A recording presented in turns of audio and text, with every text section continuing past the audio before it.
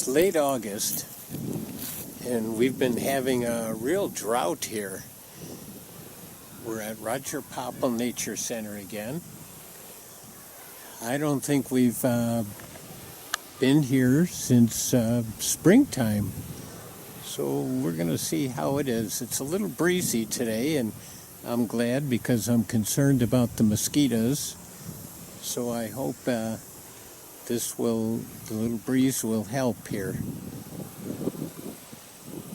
So we're especially going to look at the vernal pond and see if it's really dried up and what it looks like. The pond itself here, the surface is full of duckweed and algae, and the weeds are really overgrown in it here. So it's not looking great for fishing. It's not looking great for the fish population except for rough fish. But I suppose there's still bluegills out here. They seem to do okay. The water from the pond is still flowing, and that's nice. It always sounds good too. The weeds out here, the plants in this area are very overgrown. A lot of arrowhead plants, grasses, probably a lot of reed canary grass. Very overgrown out here. It's always nice to see turtles though, and they're out here today. I think it's in the 90s today, so it's interesting that they're still up. Earlier in the summer, on the really hot days, they wouldn't be out, but they're in the shade here, so maybe that makes the difference. The vernal pond, it is dry, and that's the essence of a vernal pond. It has water in the spring, and it's full of life, full of water fleas and mosquito larvae and fairy shrimp and little cyclops and all kinds of little critters, little mites, water mites, and all kinds of things, and tadpoles. And then during the dry summer, it dries up. But then again, when the winter comes and the spring showers, it comes to life again.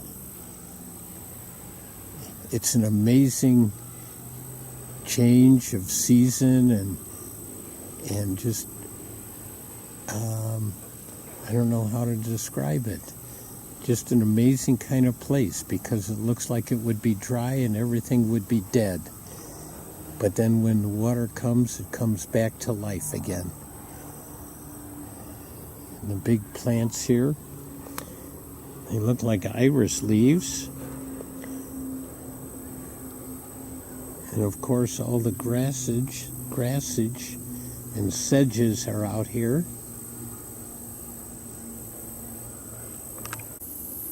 Hay Creek is still flowing. And the area out here, which once was mostly underwater, all underwater, is now all tall grasses.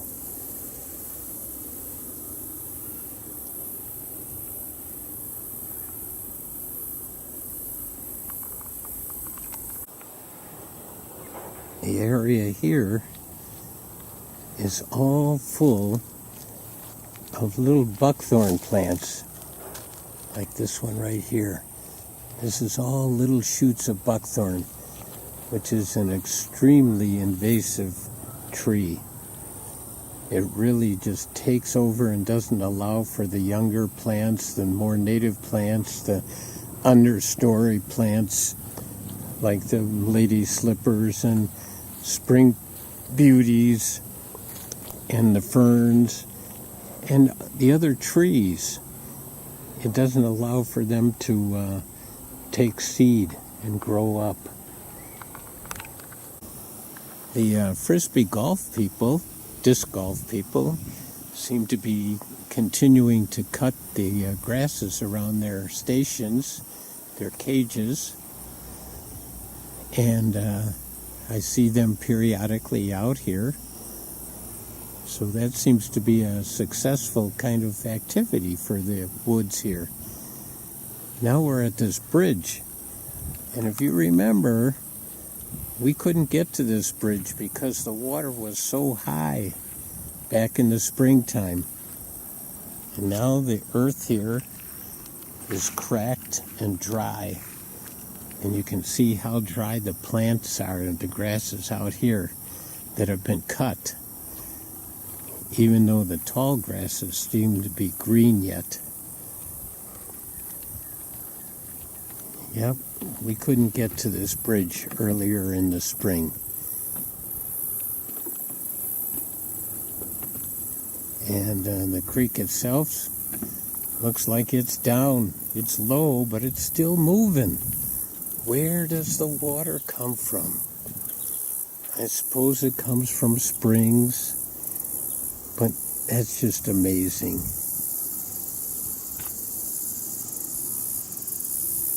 And it's always pretty to watch it and see the ripples in the sand. Here it is on this side of the bridge. And the plants in the water are doing well. Plants along the edge here are doing well. But we don't see the geese like we did in the springtime, or the ducks. It's just quiet out here. We don't hear the frogs. It's a quiet time before the migrations again, going back south. The spring here is still flowing. Certainly not like it was earlier, but it's still moving. And there's still water along the pathway here.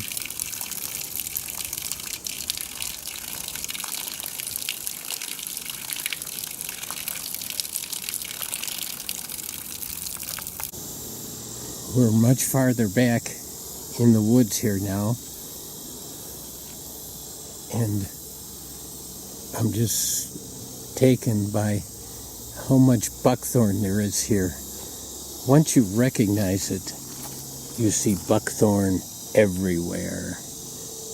You recognize the leaf and the terminal buds and the thorn at the end, and you see that it does well in drought. It does well in wet weather. It's quick in the spring. It's late in the fall. It just takes over everything. We're at the farthest point in Popple Woods. In the springtime, we were canoeing up this stream that leads right into the river there. We were canoeing on the river and canoed up this stream. Now it looks like it's about 8 inches wide and still flowing, but no way is it possible for a canoe to be going up here. This has been a long drought that we're in. And how does this water still keep moving? Okay, the easy answer is there must be springs. But it's amazing. And we're just going to look at the leaves of these plants here. Look at these leaves. They're so dried out. They're drooping. How do these plants survive? We get rain all around us, but it goes around Reedsburg. And these plants are just hanging on. Incredible nature. One more obvious strength of Mother Nature. All right, I'm looking at these dried leaves right here. Okay, so the reason I'm looking at dried leaves is because they're connected to a spider web, and you can see that, I think, that grows from this tree right here all the way over to these trees over here. So we often see spider webs like that, but do you ever wonder how they do that? Well, here's the answer. The web is made by the spiders out of their back end, and they secrete the web, and sometimes it attaches to something, and then they are so light they just blow from one place where it's attached to another place, like a little kite. And so that's how they can span those kind of distances, by the wind and the web itself propelling them or being caught by the wind. Very interesting. Here's another frisbee cage with the grass cut around it. And just had this thought that the grass that's uncut is green, and it seems that there's a little green down here, but it seems as though Mother Nature, once the grass has been cut, has a hard time greening up again.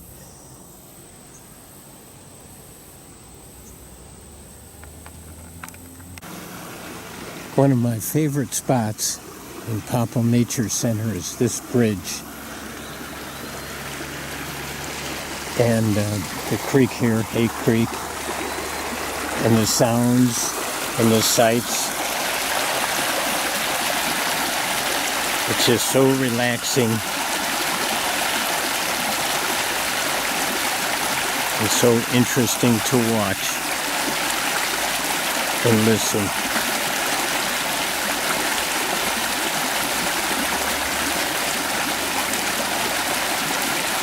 When the creek is high, it just goes over here and doesn't have these waterfalls. But now that it's low, it does.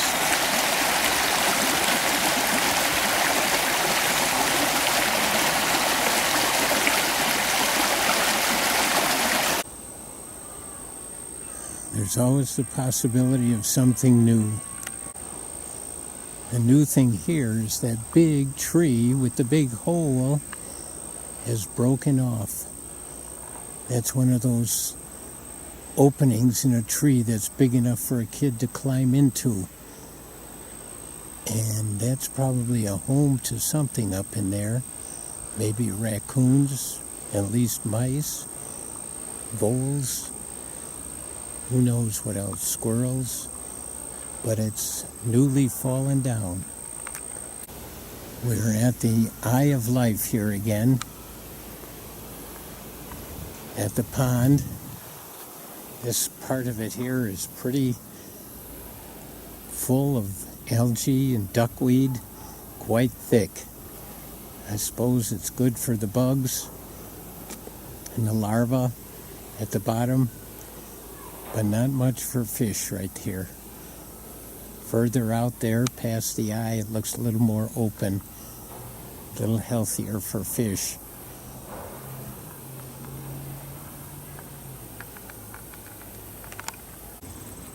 Well, that's it for today for the Roger Popple Nature Center. Late August in the drought. Oh, it's a sad day. This nature area at Pineview, that's where I'm at now. Behind the school, there was this nice stream. The stream is dried up, and also there are tracks here. All the water plants have been cut down. The rushes, the sedges, the arrowroots. So here's some arrowheads, arrowroots still growing. Some of the rushes here, reeds. It's just so dry and cut down. The drought has really taken its toll here on this little patch of nature behind the school. And the cutting blades of the lawnmowers have also taken their toll. Why? As I come down further, there is water still in here. And I just saw some frogs jump into the water. So all is not lost yet. Maybe nature will survive here. Actually, I'm seeing quite a few frogs jump in along here. Hopefully some of the many toads that were hatched out will survive also. As we walk further down toward the road, there seems to be a little bit more water. Hopefully some of the minnows that were in the creek, in the stream earlier, have found their way down here. But who knows how long they can last in this warm weather.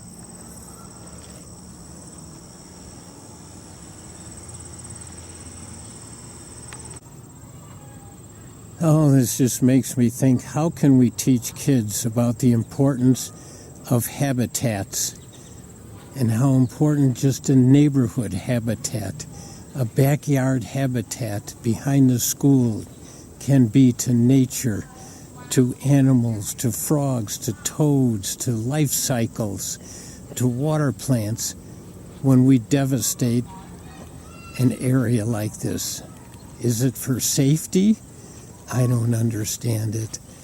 We could bring kids out a class at a time and look at this, look at the wonders of the growth of the frogs and toads and plants and streams and life, and how drought can affect it.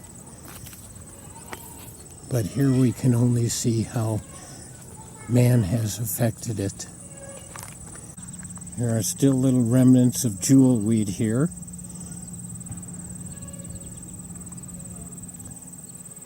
And that's always an interesting plant, but we needed more for more of the kids to see. Again, there are some arrowroot plants yet, and some reeds. A few things yet for the kids to see in this devastation of drought and humankind.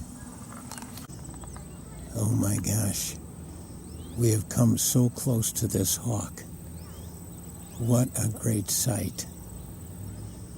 He is right here in this nature area. He's eating something. Oh my gosh, this is great. He hasn't looked at me yet, or else he's so preoccupied with his meal.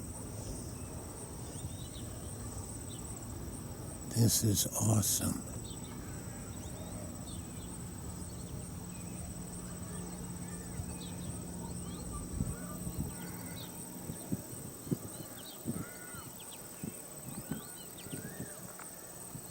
He has jumped down from the bank onto the side here.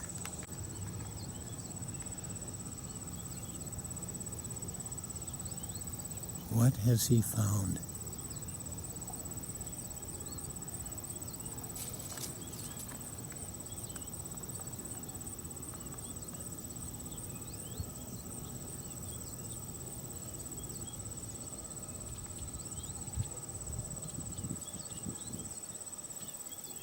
He's back to eating what he was originally eating.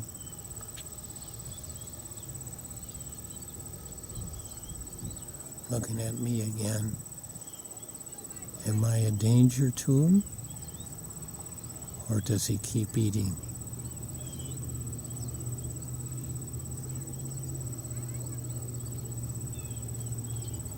Gives me a second glance. Goes back to eat. Oh, this is amazing. Jumps over to the other bank.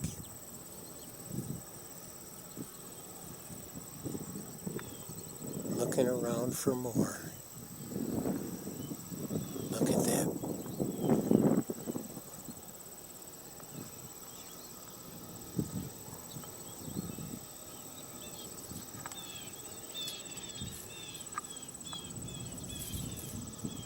Comes back again. he getting close?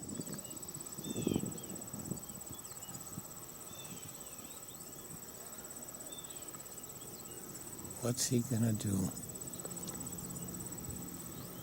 This is the closest I've been to one like this. What a beauty.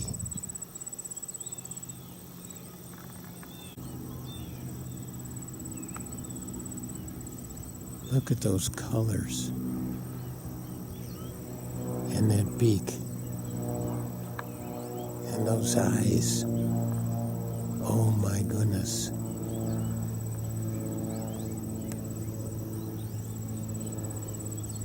He's looking at me. I'm standing very still.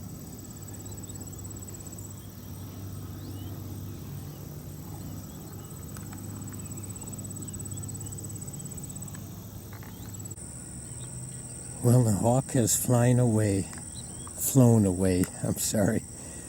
And I find this hole down here, and that's a clue for a crayfish.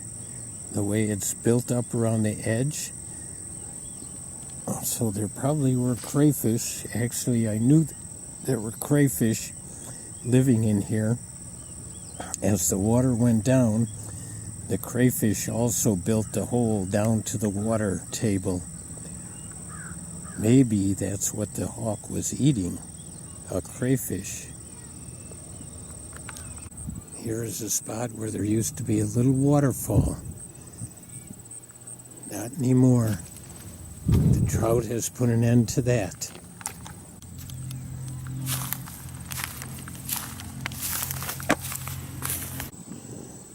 A little further down, away from the school, near the Maid Bridge, there's a little more water. They didn't cut quite as close to the water this time because it's still wet. More jewelweed, more reeds, more grasses, more algae, things in it. I can see little swirls now and then. Near the bridge where it tumbles into the stream here, it's a little bit deeper, a little more water. Hopefully some of the fish made it back this far and are surviving, waiting for a rain. I guess we won't know for sure. I'm on a little bridge. The hawk has come back down this section. He must be finding good stuff to eat. Oh, it's so good to see him.